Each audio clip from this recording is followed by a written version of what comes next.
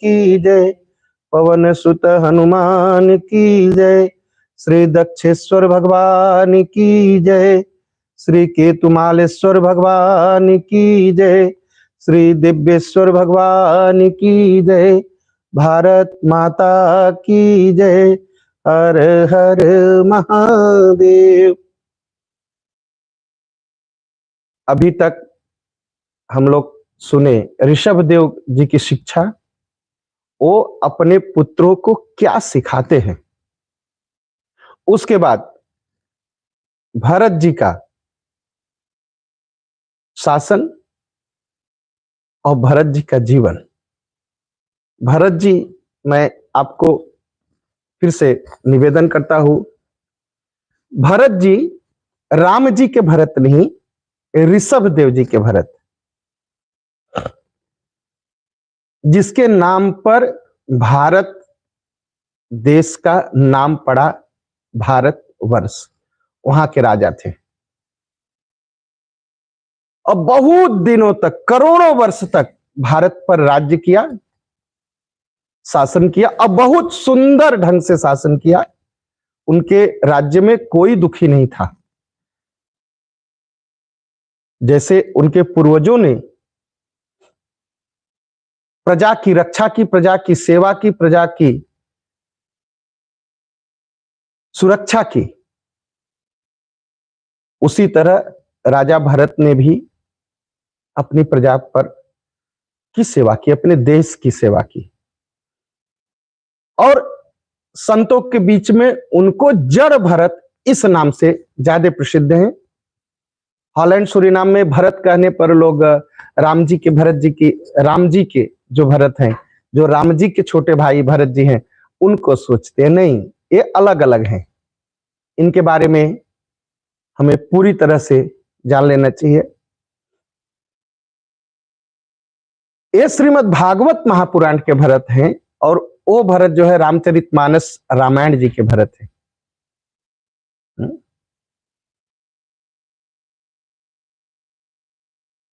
तो ये भरत जी बहुत दिनों तक जब राज्य का शासन किया, देखिए कितना भी धन हो जाए, कितना भी रुपया हो जाए, कितना भी पैसा हो जाए, लेकिन जब तक ईश्वर की प्राप्ति नहीं होती ना, तब तक यह जीवन अधूरा लगता है,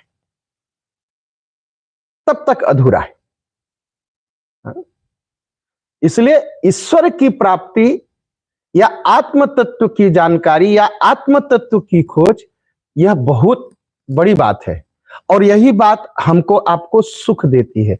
जब तक हम संसार को सोच करके कुछ करेंगे या संसार को सोचते हुए कुछ करेंगे, जीवन में दुख रहेगा। क्योंकि संसार को हम अपने मन से चलाना चाहेंगे और संसार अपने ढंग से चलता है। तो इसलिए वही संसार का है, वही परिवार का है, वही अपनी शरीर का भी है। हम तो चाहते हैं शरीर कभी बूढ़ी ना हो, लेकिन बूढ़ी तो हो रही ना, इसलिए हम बहुत दुखी हैं। हमारा दुख का जो कारण है बस इतना ही है, हम अपने ढंग से संसार चलाना चाहते, परिवार चलाना चाहते, अपने आप को चलाना चाहते, और सब कुछ चल रहा है ईश्वर की इच्छा से। तो यह जो संघर्ष है, यह जो लड़ाई है, इससे ही हम दुखी होते हैं, इससे ही हमें दुख का कारण बस इतना ही है। हमें कोशिश करना चाहिए, हमें प्रयास करना चाहिए कि हमारा जो दुख का कारण है, यह संसार, इस संसार से अलग थोड़ा भगवान में अपने मन को लगाइए, और यह संसार की ही सेवा भगवान मान करके करिए। देखिए मन को बड़ी शांति मिलेगी, बहुत शांति मिलेगी। संसार को हम अपना मान करके मन लगाते हैं, सेवा करते हैं, इसलिए हम दुखी हो जाते हैं। तो भरत जी बहुत वर्षों तक, करोड़ों वर्ष तक इस संसार पर शासन किया, इस भारत पर, और कोई सुख की कमी, भगवान के लिए उनके बड़ा भाव था। नहीं चल रहा ठीक से। तो भगवान के लिए बड़ा ही भाव था। लेकिन एक दिन जो घटना हुई, जो कहानी भरत जी की कथा में जो मैंने बताई, जड़ भरत की कथा में, कि एक दिन एक मृगा में उनका मन फंस गया। देखिए, और मन फंस गया, पूजन छूट गया, ध्यान छूट गया ईश्वर का। अब सारा दिन बस उसी मृग के बच्चे की सेवा, और ध्यान में भी मृग का बच्चा, जीवन में भी मृग का बच्चा। अब उसको ले लेके घूमते, उसको एक मिनट के लिए न छोड़ पाते, और जब वो कभी दौड़ करके जंगल में निकल जाता तो चिंतित हो जाते, दुखी हो जाते। और उसी के चिंतन में उनका शरीर छूटा, और शरीर छूटने के बाद उनको स्वयं मृग बनना पड़ा। इसीलिए कहा जाता है, शरीर छूटते समय राम का ध्यान करिए तो राम की प्राप्ति होगी, कृष्ण का ध्यान करेंगे कृष्ण की प्राप्ति होगी। और होता क्या है, जन्म जन्म मुनि जतन कराही, अंत राम कही आवत नहीं। इतना मुश्किल है भगवान का ध्यान, भगवान का नाम बहुत मुश्किल है। तो अंत समय में एकदम सोचना है कि हमें ईश्वर का ध्यान हो, इसलिए अभ्यास आज से करना है। लोग कहते हैं ना कि जन्म ik leeft toch één keer, नहीं, ऐसा नहीं है। यह जीवन अनंत है, जब तक हम कर्म करते रहेंगे हमें जन्म लेना पड़ेगा, यह एक बार नहीं है। यह हमको आपको भुलाने के लिए लोग बोल देते हैं, ऐसा नहीं है। यह जीवन अनंत है, अनंत है, अनंत है। जब तक हम काम करते रहेंगे, जब तक हम माया में फंसे रहेंगे, तब तक यह जीवन चलता रहेगा। तो राजा भरत मरते समय बस उसी मृगा के ध्यान में थे, इसके नाते उन्हें मृगा बनना पड़ा। लेकिन जब वो मृगा बने तो ज्ञान तो समाप्त नहीं हुआ, ज्ञान तो था, उनको पता था कि वो राजा थे पिछले जन्म में, और किस नाते वो मृगा बने। तो इसलिए वो क्या करते थे, जंगल से भाग करके जो आश्रम हुआ करते थे, आश्रमों में जाके बैठते थे कि अब माया में नहीं फंसना है। अब मृगा का जन्म भले मिल गया, लेकिन अब भगवत भक्ति, भगवत कथा श्रवण में जीवन बिताना है। तो जहां ऋषि मुनि होते थे वहीं जाके बैठते थे, चुपचाप कथा सुनते थे। और जब मरने का समय आया तो गंडकी नदी में गए और अपना आधा शरीर जल में और आधा शरीर बाहर रख करके शरीर छोड़ा। तो फिर से जन्म हुआ। इस बार क्या जन्म हुआ, एक ब्राह्मण के घर जन्म लिए। उनके पिता ने बहुत कोशिश की कि वो पढ़े, लेकिन उनको पिछले जन्म का पूरी तरह ज्ञान था। तो सोचे कि मैं पढ़ूंगा तो पिताजी भेजेंगे पूजा कराने, कर्मकांड कराने, फिर मैं दान लूंगा, फिर कर्म होगा, और फिर से मुझे जन्म लेना पड़ेगा, तो मुक्ति तो मुझे मिलेगी नहीं। तो एक खेल खेला उन्होंने। क्या, बचपन से ऐसे रहते जैसे पागल, जैसे मूर्ख, जैसे कुछ समझते नहीं, जबकि पिछले जन्म का सारा ज्ञान था उन्हें।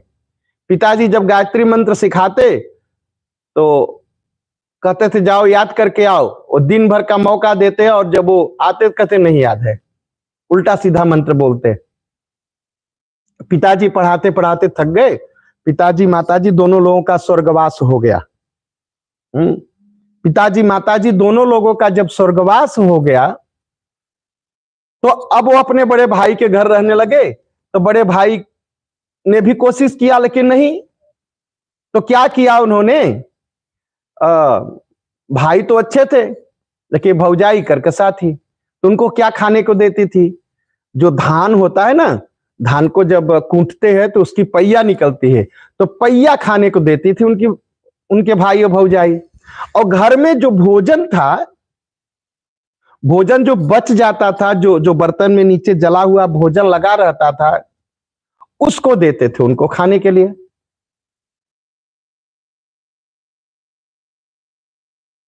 सोचिए। लेकिन वो भी शास्त्र में ऐसा बड़े स्वाद से खाते थे। उनको बड़ा ऐसा लगता, ऐसा खाते समय ऐसा दिखाई पड़ता जैसे उनको बहुत स्वाद मिल रहा है। बड़े स्वस्थ थे शरीर से, एकदम मस्त, कोई कमजोर नहीं हुए एकदम। क्योंकि भूख लगी तो खा लेते थे, मिला तो खा लेते थे, नहीं मिला तो अपना भजन करते थे।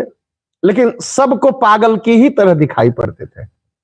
उनके भाई सोचते थे कि ये तो कुछ करेगा नहीं, तो कभी खेत पर भेज देते, कभी चिड़िया उड़ाने के लिए भेज देते खेत पर, कभी मट्टी खुदवाते थे उनसे। तो एक दिन वो घर से निकल गए तो चोरों के सरदार ने पकड़ लिया, उनकी बलि देना चाहे, लेकिन काली माँ ने बचा दिया उनको। तो जंगल में, हाँ, तो रहुगण नाम के एक राजा थे। सिंधु देश के राजा रहुगण जा रहे थे सवारी। पहले सवारी कहार लगते थे ना, तो पालकी में बैठते थे राजा लोग, चलते थे। तो कहार आगे लगते थे, कहार पीछे लगते थे। एक कहार उसमें बीमार हो गया था उस दिन। राजा ने कहा जाओ किसी को पकड़ के लाओ। राजा के जो सिपाही थे गए तो देखे इन्हीं को पाए, देखे शरीर से बड़े स्वस्थ है, मोटे ताजे। कहा तो खूब ढोएगा, उठ चल, पालकी ढोना है राजा की।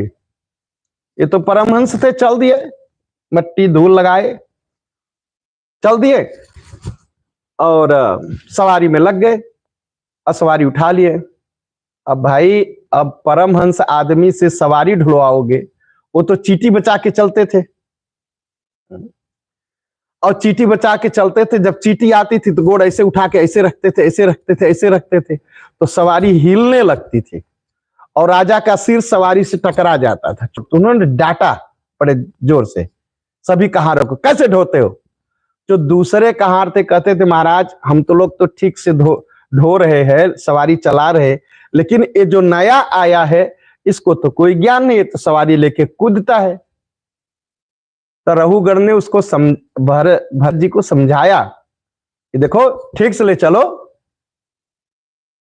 लेकिन वो फिर वैसे चलते थे। तो बड़ा नाराज हुआ, कहा इतना मोटा ताजा हो, हाथी की तरह शरीर है, भैंसे की तरह बुद्धि है, ठीक से ले चलो। बड़ा अपमान किया, बहुत अपमान किया भरत जी का। जब भरत जी का अपमान किया तो भरत जी को तो दुख लगा थोड़ी देर, दुख तो लगा थोड़ा सा। दुख इस बात का नहीं लगा कि उन्होंने उनको बात सुनाई, तो परमहंस अवस्था में थे। वो इसलिए दुखी हो गए कि राजा होकर के भी इस समझ नहीं पा रहा है। राजा को तो विद्वान होना चाहिए, राजा नहीं समझ। और कहा कि राजन, आप मुझे बात सुना रहे, मैं आपसे कोई पैसा वैसा थोड़ी ले रहा हूं ढोने का। अरे मैं तो चीटियां बचाता हूं, अब चीटी दिखाई पड़ती है, चीटियां क्यों बचाते? भक्त के लिए तो भगवान सब जगह, चीटियों में भी भगवान है, और भगवान के ऊपर कैसे पैर रख दे?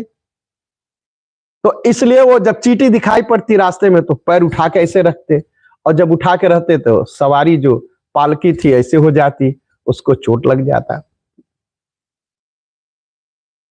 तो क्रोधित हुआ, उसने कहा मैं राजा हूं, मैं तुम्हें बहुत सजा दूंगा, दंड दूंगा। और वो मारने के लिए तैयार हो गया। राजा अभिमानी था, मदान्ध था, अहंकारी था। भरत जी की कुछ बोलने की इच्छा नहीं, सोचे कुछ नहीं, क्या बोलूं राजा होकर के।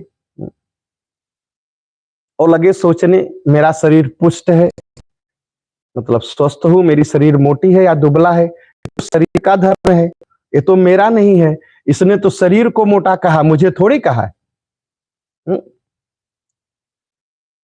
मैं तो आत्मा हूं। राजा जो कह रहा है मेरे शरीर के बारे में कह रहा है, मेरे बारे में नहीं कह रहा है। ऐसा भरत जी सोचते हैं। सोचे कि मैं मौन रहूंगा, मैं नहीं बोलूंगा, पहले मन में सोच करके बोलना है, लेकिन मौन रहूंगा। फिर ऐसा सोचने लगे।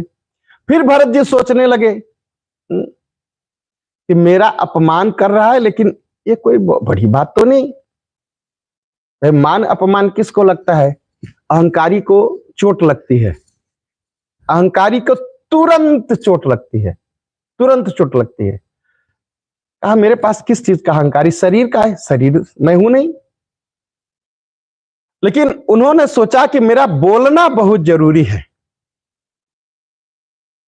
क्या बोलना जरूरी, क्यों बोलना जरूरी है? कहा अगर मैं नहीं बोलूंगा तो राजा ऐसे ही बोलता रहेगा और इसको नरक का वास मिलेगा। इसको नरक से बचाने के लिए मुझे बोलना है। क्यों? कहा ये सत्संग किया है मेरे साथ, और अगर इसको नरक जाना पड़ा सत्संग करने के बाद तो सत्संग का अपमान है। भाई सत्संग क्या है? कथा सुने तभी सत्संग है? नहीं, संत के पास बैठे इसी का नाम सत्संग है। इससे अगर इसको नरक जाना पड़ा इतने पर भी, तो ये तो सत्संग का अपमान है। सत्संग की महिमा नष्ट हो जाएगी। लोग कहेंगे इतने महाज्ञानी जड़ भरत जी थे, और जड़ भरत जी जिसको कंधे पर उठाए थे वो भी नरक गया। तो सत्संग की महिमा गिरेगी, इसलिए इससे बात करना है। और सत्संग की महिमा कितनी बड़ी है? सत्संग से ही प्रथम भगति संतन कर संगा। हाँ, संतों का साथ ही पहली बड़ी भक्ति है। चाहे जो कुछ हो, मैं इसको कंधे पर उठाया हूं तो इसका उद्धार भी करूंगा। अब उस राजा का भला हो, इसलिए जड़ भरत जो है उपदेश देने के लिए तैयार हो गए। नहीं तो आज तक तो मौन ही थे। कोई पागल कहता तो पागल बने रहते, मूर्ख कहता तो मूर्ख बने रहते। भाई ने घर से निकाल दिया तो घर से निकल गए। लोग बलि चढ़ाने के लिए पकड़ ले गए तो उनके साथ चले गए, कभी नहीं बोले। लेकिन आज जड़ भरत बोलने के लिए तैयार हुए। वो इसलिए तैयार हुए कि राजा का कल्याण हो। राजा बहुत भाग्यशाली था इस मामले में। और जितने संत होते हैं कम बोलते हैं। संत जो है कम बोलते हैं। वो कहते हैं ना, अधजल गगरी छलकत जाए। तो आधा अधूरा मट्टी का बर्तन होता है ना, गगरी जिसे कहते हैं, आधा भरिए तो छलकता ज्यादा है, और जब पूरा भरा रहता है ना तो छलकता नहीं।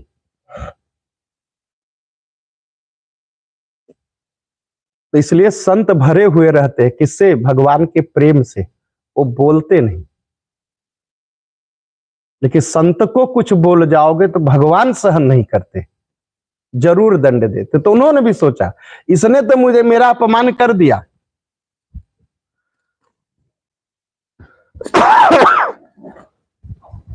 इसने तो मेरा अपमान कर दिया, और मेरा अपमान कर दिया तो भगवान इसका उसको दंड देंगे, इसलिए इसका भला हो, इसलिए मुझे बोलना है। देखिए भगवान की आदत है।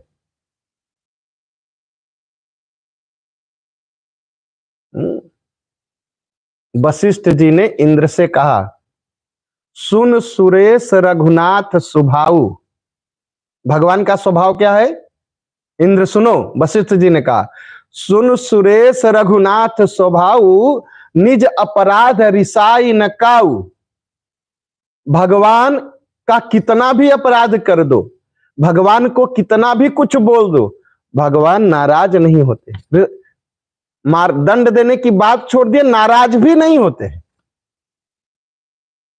और भगवान दंड कब देते हैं? जो अपराध भगत कर करई, राम रोष पावक सो जरई। जो भगवान के भक्तों का अपमान कर देता है, जो भगत का अपमान कर देता है, भगवान उसका परिवार नष्ट कर देते हैं। एकदम ख्याल रखिएगा, अगर अपना भला चाहते हैं जीवन में तो भगवान के भक्तों का अपमान मत करिएगा। जिस दिन अपमान कर देंगे उसी दिन से परिवार नष्ट होने लगेगा, सोच लीजिएगा। क्यों? उदाहरण है, रावण भगवान की पत्नी को चुरा ले गया, अपहरण कर लिया। भगवान लंका में पहुंच भी गए। भगवान जिस दिन पहुंचे उसी दिन लड़ाई शुरू कर सकते थे ना, लेकिन भगवान ने कहा नहीं नहीं नहीं, मुझे लड़ाई नहीं शुरू करना। क्यों? कि उसने मेरा नुकसान किया है, मेरी पत्नी का अपहरण किया है, अभी मेरे भगत को दुख नहीं दिया। तो लड़ाई कब शुरू हुई? जब रावण ने भगवान के भगत विभीषण को लात मारी। जब तक विभीषण था, भगवान का भगत रावण के पास था, सबकी उम्र बची हुई थी। और जिस दिन विभीषण निकला, रावण जब ही विभीषण त्यागा, जब जिस दिन रावण ने विभीषण को त्यागा, क्या हुआ उसके बाद? तुलसीदास ने अगली चौपाई में क्या लिखते हैं? आयुहीन भये सब तबहि, सबकी आयु समाप्त हो गई। जिस दिन रावण ने भगवान के भगत विभीषण को मारा, उस दिन सबकी आयु समाप्त हो गई। और भगवान ने क्या किया? रावण का पूरा वंश खत्म कर दिया। आप सोचिए कितना लंबा परिवार था रावण का। 1,00,000 पूत, 1,25,00,000 नाती, 100,000 तो उसके बेटे थे, और 125,000 उसके नाती थे, नाती पोता थे। भगवान ने सबको मार दिया। कहा मेरे भगत को अगर लात मारोगे ना, तो मैं तुम्हारा वंश खत्म कर दूंगा। तो भरत जी वही सोचते हैं कि इसने मेरा अपमान कर दिया और भगवान नाराज हो गए तो इसका वंश खत्म हो जाएगा, भगवान इसका वंश खत्म कर देंगे, इसलिए इसको उपदेश देना जरूरी है। तो राजा रघुगण का कल्याण हो, इसलिए जड़ भरत उस दिन बोले,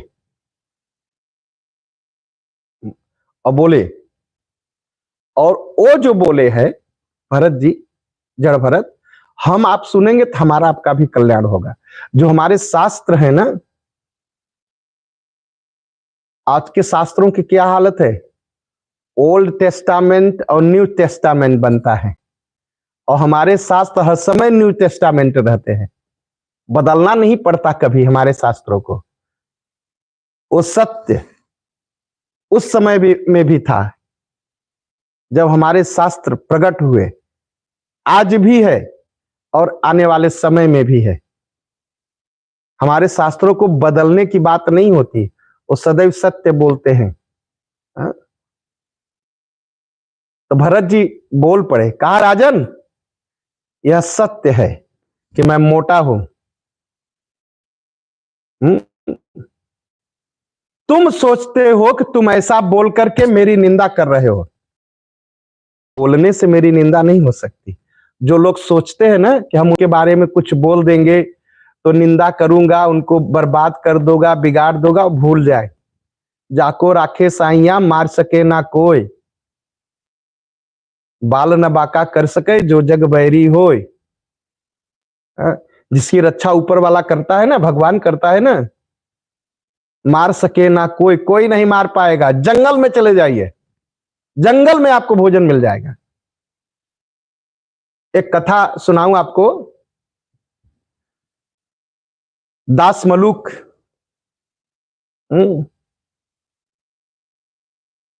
उल्लू करे न चाकरी, कौआ करे न काम, दास मलूका कह गए सबके दाता राम। हम लोग कहते हैं ना काम करेंगे तब भोजन मिलेगा, और हम बड़े घमंड से कहते हैं कमाता हूं तब खाता हूं। कमाने से कोई नहीं खा सकता, भगवान की कृपा से सब खाते हैं। तो मलूक दास थे, मलूक दास से गुरुजी रोज कहते थे कि भगवान की कृपा से भोजन मिलता है, और मलूक दास जी कहते नहीं कमाने से भोजन मिलता है। गुरुजी बहुत समझाए लेकिन मलूक दास माने नहीं। अच्छा एक दिन हम गुरुजी से कहते हैं, गुरुजी आज मैं जंगल में पेड़ पर रहूंगा, देखता हूं भोजन मुझे कौन देता है। गुरुजी ने कहा ठीक है बेटा जा जंगल में। वो गए, एक पेड़ पर चढ़ के बैठ गए और सोच लिया कि भगवान होंगे तो भगवान मुझे पेड़ पर भोजन करा देंगे, भगवान होंगे तो मैं पेड़ पर ही रहूंगा और भोजन भगवान कराएंगे, अच्छी बात। तो जब वो पेड़ पर चढ़े,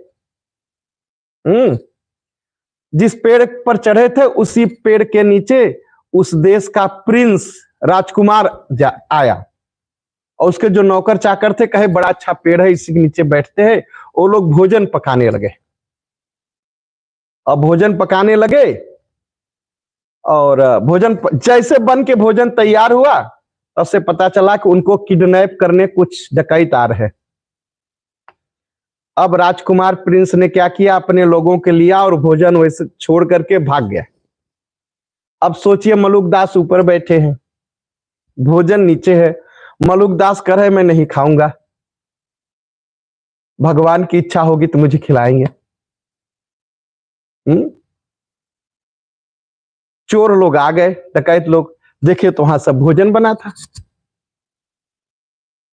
तो चोर लोग सोचे कि अरे इतना ताजा ताजा भोजन, गरम गरम भोजन, ये कहां से, किसने बनाया? तो जो चोरों का सरदार था, डकैतों का, उसने कहा रुक जाओ, इसको खाना मत, हो सकता है हम लोगों को मारने के लिए भोजन में जहर मिलाया हो, इसीलिए यहां रखा गया। लेकिन रुको, भोजन तो अभी गर्म है, इसका मतलब जो भोजन बनाया वो यहीं आसपास होगा। अब खोजो। अब खुदाई शुरू हुई तो चोरों ने देखा मलुकदास महाराज पेड़ पर चढ़ के बैठे हैं। कहा नीचे उतरो, नीचे उतरो, नीचे उतरा। कहा काम करो, जितना बर्तन में भोजन है सब में से निकाल निकाल के खाओ। कहा नहीं खाऊंगा। कहा नहीं खाओगे, एक घूसा। कहा नहीं खाऊंगा, दूसरा घूसा। नहीं खाओगे, तीसरा घूसा। मार मार के चोरों ने खिलाया। अब मलुकदास जी चोट खाए हुए टेढ़े टेढ़े आश्रम आए। गुरुजी ने पूछा क्या हुआ? गुरुजी भगवान ने भोजन की व्यवस्था कर दी और बड़ी अच्छी तरह कर दी है। कहा हुआ क्या? कहा मैं कहा था भगवान, देखता हूं भगवान कहां से भोजन लाते हैं। अरे भगवान ने ऐसा भोजन कराया, पहले कुटाई हुई फिर भोजन भी करना पड़ा। तो भोजन भगवान व्यवस्था करते हैं, मनुष्य तो अपना कर्म करता है। तो कहा ये जो शरीर है ना, जो तुम कर रहे मोटे हैं ना, ये शरीर है, मेरा अपमान क्या करोगे? मान और अपमान तो भगवान के हाथ में है, भोजन भी भगवान के हाथ में है। मनुष्य सोचता है मैं उनकी निंदा करके उनको गिरा दूंगा, उनकी प्रशंसा करके उनको उठा दूंगा। कुछ नहीं होता, कुछ नहीं होता, कुछ नहीं होता। कहा मेरे न तो निंदा हुई न तो उपहास। मोटा होना, दुबला होना, ये तो शरीर का धर्म है, मेरा धर्म थोड़ी है। और शरीर का, आत्मा का, आत्मा को तो कुछ कह नहीं पाओगे, उसको तो कुछ लगता नहीं, न तो मोटी होती है, न दुबली होती है, न बीमार होती है। और कहा कि राजन आपने कहा मैं मरा हुआ हूं। हाँ, जीते जी मरा हुआ हूं, ऐसा तो आपने कहा राजन। हाँ, यह भी बात सही है, क्योंकि सारा जगत ही मरा हुआ है। यह पालकी भी मरी हुई है, तुम भी मरे हुए हो। हाँ, सभी मरे हुए हैं। कहा संसार में जो भी आता है सब में एक विकार है। विकार मतलब एक रोग है। क्या? सबको नष्ट होना पड़ेगा, सबको नष्ट होना पड़ेगा। ये शरीर नष्ट हो जाएगी, एक घर नष्ट हो जाएंगे, एक पेड़ नष्ट हो जाएंगे, फिर दूसरा बनेगा, फिर तीसरा बनेगा, फिर नष्ट होगा। कहा ये संसार में जितना कुछ है सब में एक विकार है, सब में एक बीमारी है कि सबका अंत होगा। जो जन्मे हैं उन सभी को मरना है राजन। तुम भी मरे हुए हो, मैं भी मरा हुआ हूं। लेकिन ये शरीर मरेगी, तुम्हारी भी शरीर मरेगी, मेरी भी शरीर मरेगी, रूप बिगड़ेगा। आत्मा शरीर नहीं है, अलग है। आत्मा शरीर में नहीं फंसा, निर्लेप है। आत्मा मन का दृष्टा है, मन को देखने वाला है। आत्मा केवल देखता है। जो ज्ञानी लोग हैं ना राजन, वो केवल ईश्वर को सत्य मानते हैं। उमा कहूं मैं अनुभव अपना, सत हरि भजन जगत सब सपना। उमा कहूं मैं अनुभव अपना, सत हरि भजन जगत सब सपना। हम लोग क्या सुनते हैं? सत्यनारायण भगवान की कथा। तो कभी कभी जो इनका दिमाग नहीं ठीक है ना, वो कहते हैं ये पाखंड है सत्यनारायण भगवान की कथा, और कविता भी सुना देते हैं। हाँ, तमाम तरह की, यहां नहीं कहना चाहूंगा, मजाक उड़ाते हैं। वो समझते नहीं, नारायण ही सत्य है। यही सत्यनारायण भगवान की कथा है। नारायण ही सत्य है, ये जगत मिथ्या है, यही सत्यनारायण भगवान की कथा है। और सत्यनारायण भगवान की कथा इस कलयुग में बहुत ही पवित्र है और मुक्तिदायिनी है, लेकिन उसको ध्यान से सुनना होगा। बोलने के लिए तो सभी सत्यनारायण भगवान की कथा कह लेते हैं, सभी हिंदुस्तानी बोल देते हैं। एक पंडित जी थे, एक लकड़हारा था, एक बनिया था, तो एक राजा थे। हाँ, सभी बोल लेते, लेकिन उस कथा का जो मूल तत्व है सत्य, तो यही है कि नारायण ही सत्य है। तो कहा राजन, इस संसार में ईश्वर ही सत्य है, ईश्वर के सिवा कुछ सत्य नहीं है, और सभी जीवों में ईश्वर विद्यमान है। यहां कोई किसी का नौकर नहीं है, कोई किसी का राजा नहीं है, सबके अंदर भगवान का अंश है। यह तो व्यवहारिक दृष्टि है, चलो समझने के लिए, आप हो, मैं हूं, तुम हो, मैं हूं, ये तो समझने के लिए होता है। लेकिन सब में एक ही ईश्वर है राजन, केवल ईश्वर ही सत्य है, तुम में और मुझ में। यह कहा कि तुम मुझे मारोगे तो बताओ, क्या तुम मुझे मारोगे तो क्या मेरे शरीर की चाल बदल जाएगी? हाँ, शरीर की पिटाई से मैं दुखी और सुखी नहीं होता, यह तो शरीर का धर्म है। तुम मारना चाहते तो मारो। शरीर को शक्ति देता है मन, और मन को शक्ति देता है बुद्धि, बुद्धि को चेतना देने वाली है आत्मा। तुम मुझे शरीर के धर्म से प्रभावित नहीं कर सकते राजन। मैं इस प्रकार इसलिए चल रहा हूं कि चींटियां मेरे पैर से न दब के मर जाए, कुचल न जाए, मुझसे कहीं पाप न हो जाए, ऐसा सोच करके मैं आपको कंधे पर लेकर के और कूद कूद के चल रहा था चींटियों को बचाने के लिए। मेरे कृष्ण सब जगह विराजमान है, मेरे प्रभु मेरे राम सब जगह विराजमान है, इन चींटियों में भी परमात्मा है। मैं चींटियों का ख्याल करते हुए चलता हूं, कहीं वो कुचल न जाए, और जब कुचल जाएंगी तो मेरा कर्म बनेगा, और कर्म के नाते मुझे फिर जन्म लेना पड़ेगा, तो इसी आवागमन में मैं फंसा रहूंगा। इससे मुक्ति का बस एक उपाय है, भगवान का भजन, भगवान का भजन। मंगल भव